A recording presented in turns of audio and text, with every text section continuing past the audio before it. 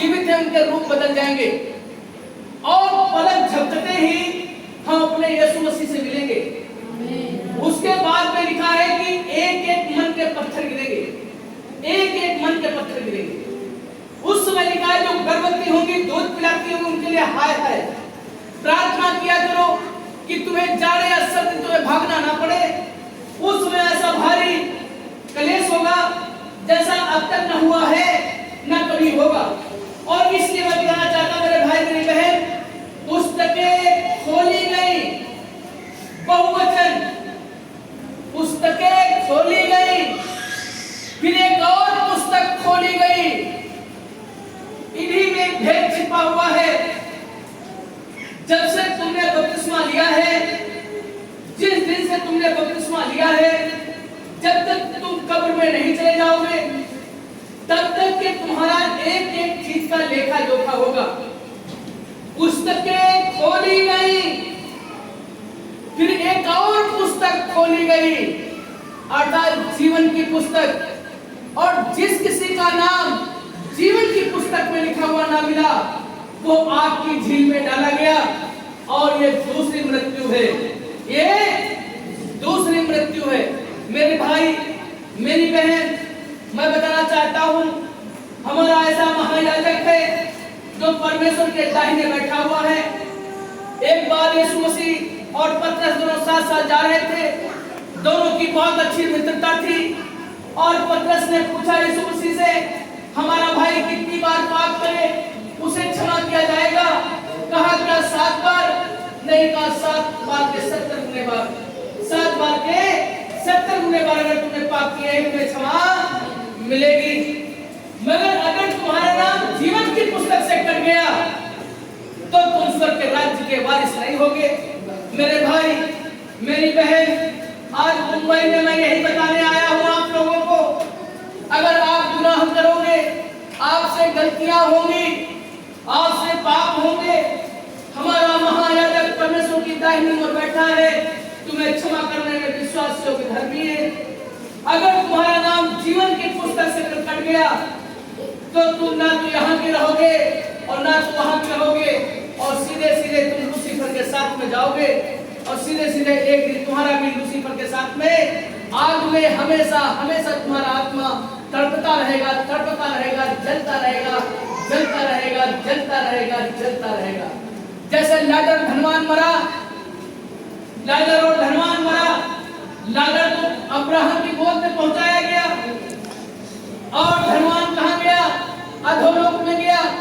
जैसे उसने आंखें उठाई, कहा हे पिता अब्राहम, कहा लाजर को भेज दे, केवल उंगली का एक सिरा भिगो करके मेरे होठों पर लगा दे, मेरा होठ ठंडा हो जाए।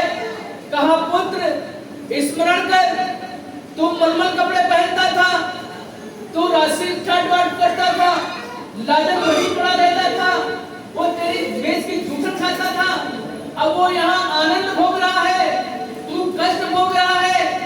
फिर भी उसने एक दलील मारी, कहा अगर लाजर मुर्दों में से अगर जी उठेगा तो जाकर के मेरे 5 भाई हैं वो विश्वास कर लेंगे। अरे कहा वहां पर नबियों की पुस्तकें हैं, धर्मशास्त्र है, पंचग्रंथ है, जब लोग उनकी नहीं मानते, अगर कोई मुर्दों में से भी जी उठेगा और तब भी लोग उसकी भी ना मानेंगे। मैं आपको बता दूं, जब मरियम का भाई लाजर जैसे ही वो मुर्दों में से यीशु मसीह ने जिलाया, और जिलाने के बाद में 1 सप्ताह भी नहीं बीता था, यीशु मसीह क्रूस पे चढ़ा दिए गए। लाजर को मारने की लोगों ने प्लान बना लिया था कि ये मुर्दों में से क्यों नहीं उठा है। तो मैं आपको बताना चाहता हूं, जो मेरी बात उसको सुन लीजिए, शायद तुम्हारा आए ना आए, हमारे धर्मशास्त्र में कहती है, लिखा है कि फिर मैंने छोटे बड़े सब मरे हुओं को सिंहासन के सामने खड़े हुए देखा, और पुस्तकें खोली गई, फिर एक और पुस्तक खोली गई, अर्थात जीवन की पुस्तक। जैसे उन पुस्तकों में लिखा हुआ था वैसे ही उनके कामों के अनुसार उनके मरे हुओं का न्याय किया गया। समुद्र ने उन मरे हुओं को उनमें दे दिया, और मृत्यु और अधोलोक ने उन मरे हुओं को उनमें दे दिया, और लिखा है कि दे दिया, और उनमें से हर एक के कामों के अनुसार उनका न्याय किया गया। और मृत्यु और अधोलोक भी आग की झील में डाले गए, और आग की झील एक दूसरी मृत्यु है। और जिस किसी का नाम जीवन की पुस्तक में वो आग की झील में डाला गया। मेरे भाई मेरी बहन, मैंने आपको बताना चाहता हूँ, अगर तुमसे पाप हो जाएंगे, तुमसे अपराध हो जाएंगे, हमारा परमेश्वर इतना महान है, हमारा यीशु मसीह जो परमेश्वर की दाहिनी ओर बैठा है, तुम्हें कुछ दंड मिल करके और तुम्हें क्षमा मिल जाएगी। अगर आपका नाम जीवन की पुस्तक में नहीं होगा तो तुम स्वर्ग के राज्य के अधिकारी नहीं हो सकते। तो इसलिए जीवन की पुस्तक से अपने नाम को कटने नहीं देना है।